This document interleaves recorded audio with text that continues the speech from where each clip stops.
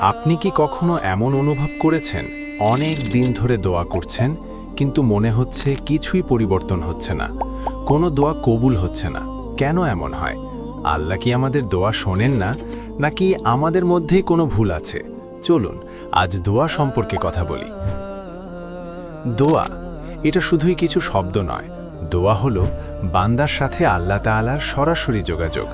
এটা এমন এক ইবাদত যেখানে আপনি একা, কিন্তু আল্লাহ আপনার সবচেয়ে কাছে।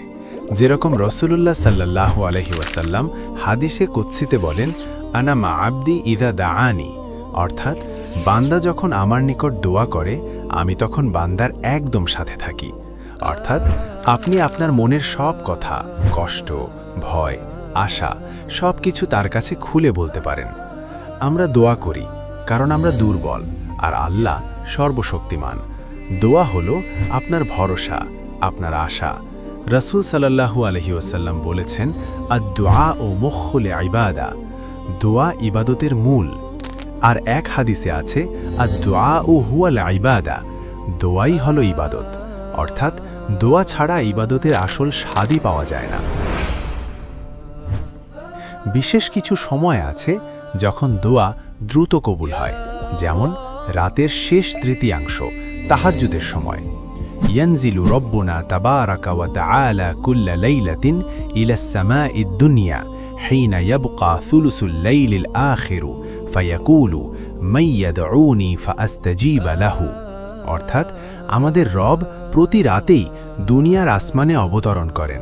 যখন রাতের শেষ তৃতীয়াংশ অবশিষ্ট থাকে, তখন তিনি বলেন, কে আছে যে আমাকে ডাকবে, আমি তার দোয়া কবুল করব। বুখারী মুসলিম। সিজদার অবস্থায়, আকরাবু মা ইয়াকুনুল আবদু মির রাব্বিহি ওয়া হুয়া সাজিদুন ফাআকসিরুদ দুআ, অর্থ বান্দা তার রবের সবচেয়ে নিকটবর্তী হয় যখন সে সিজদায় থাকে, তাই তোমরা তখন বেশি বেশি দোয়া করো। সহিহ মুসলিম। আযান ও ইকামতের মাঝখানে, আদ-দুআউ লা ইউরাদ্দু বাইনাল আযানি ওয়াল ইকামাতি, অর্থ আযান ও ইকামতের মাঝখানে করা দোয়া প্রত্যাখ্যান করা হয় না, অর্থাৎ কবুল হয়। সুনান আবু দাউদ। জুমার দিনের বিশেষ মুহূর্ত, ফীহি সাআতুন লা ইউওয়াফিকুহা আবদুন মুসলিমুন ওয়া হুয়া কাঈমুন ইউসাল্লি ইয়াসআলুল্লাহা শাইআন ইল্লা আতাহু ইয়াহু, অর্থ জুমার দিনে এমন একটি সময় আছে যে সময় কোনো মুসলিম বান্দা দাঁড়িয়ে সালাত আদায়রত অবস্থায় আল্লাহর কাছে কিছু চাইলে আল্লাহ তাকে তা দান করেন। সহিহ আল বুখারী। আলেমদের মতে এই সময়টি বিশেষভাবে আশা করা হয় আসরের পর থেকে মাগরিব পর্যন্ত, অথবা খুতবা থেকে নামাজ শেষ হওয়া পর্যন্ত। এই সময়গুলোতে দোয়া করলে আল্লাহ খুব কাছ থেকে শোনেন, তাই এই সময়গুলো কখনো মিস করবেন না। দোয়া করারও একটা সুন্দর পদ্ধতি আছে যেটা আমাদের শিখিয়েছেন রাসূল। প্রথমে আল্লাহর প্রশংসা করুন, তারপর দরুদ শরীফ পড়ুন, এরপর বিনয়ের সাথে নিজের দোয়া বলুন, শেষে আবার দরুদ শরীফ পড়ুন।